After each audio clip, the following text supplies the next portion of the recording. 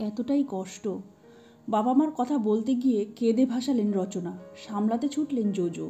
বাবা মার সঙ্গে ছোট্ট ঘরে বেড়ে ওঠা ঝুমঝুম আজ বাংলার দিদি নাম্বার 1। বাবা মার স্বপ্নপূরণের কাণ্ডারি রচনা, তবুও চোখে জল সঞ্চালিকার। তাকে নিয়ে যতই সমালোচনা হোক, ট্রোলিং হোক, তার জনপ্রিয়তা প্রশ্নাতীত। অভিনয় কেরিয়ারের সুবাদে তিনি যতটা জনপ্রিয়তা পেয়েছেন তার চেয়েও বেশি দর্শক তাকে ভালোবেসেছে দিদি নাম্বার 1-এর সঞ্চালক হিসাবে। কথা হচ্ছে রচনা বন্দ্যোপাধ্যায়ের। শোবিজ জগৎ পেরিয়ে এখন তিনি জনপ্রতিনিধিও। রচনার শো দিদি নাম্বার 1 নতুন মাইলস্টোন ছুঁয়ে ফেলল। দিদি নাম্বার 1 সিজন 9-এ 1000 পর্বের উদযাপন। আর সেই বিশেষ দিনে রচনার মঞ্চে দেখা মিলবে মিস জোজোর। দীর্ঘদিনের বন্ধুত্ব দুজনের। দিদি নাম্বার 1-এর স্টেজে বাংলার দিদিদের সুখ দুঃখের গল্প শোনেন রচনা, হিম্মত দেন প্রতি মুহূর্তে। এদিন নিজের জীবন যুদ্ধের কথা বলতে গিয়ে কেঁদে ভাসালেন রচনা। জোজো তার কাছে জানতে চেয়েছিলেন ঝুমঝুম ব্যানার্জি থেকে রচনা ব্যানার্জি হওয়ার সফরনামা। রচনা বলেন, আমার বাবা মা আমাকে খুব ছোট্ট একটা ফ্ল্যাটে মানুষ করেছিল। সব থেকে বড় স্বপ্ন ছিল বাবা মাকে একটা ভালো ঘর করে দেব। যখন ফ্ল্যাটটা কিনলাম, বাবা মার মুখে যে হাসিটা দেখেছিলাম, মনে হয়েছিল এই কষ্টটা সার্থক। এই কথা বলতে বলতেই গলা ধরে আসে রচনার।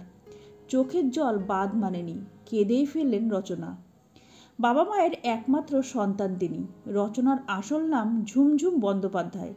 সাউথ সিটি কলেজে পড়ার সময় সৌন্দর্য প্রতিযোগিতায় যোগদান। মিস ইন্ডিয়ার মঞ্চে নজর কেড়েছিলেন রচনা। পরে বাংলা ছবির পর্দায় আসেন। পরিচালক সুখেন দাস সেলুলয়েডের জন্য তার নাম বদলে রেখেছিলেন রচনা।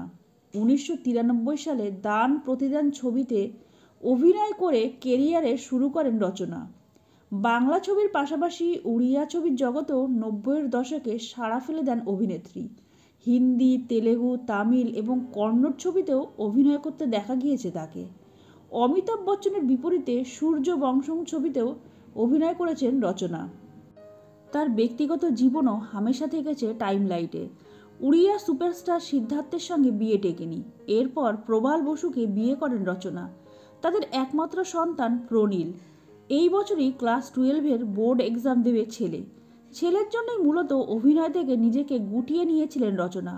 স্বামী প্রবালের সঙ্গে দীর্ঘদিন এক ছাদের তলায় না থাকলেও কাগজে কলমে আলাদা হননি তারা। রচনার সুখ দুঃখের অংশীদার প্রবাল।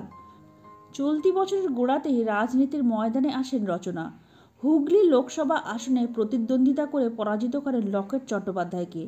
অভিনয় হোক বা সঞ্চালনা কিংবা রাজনীতি, রচনা হারতে শেখেনি।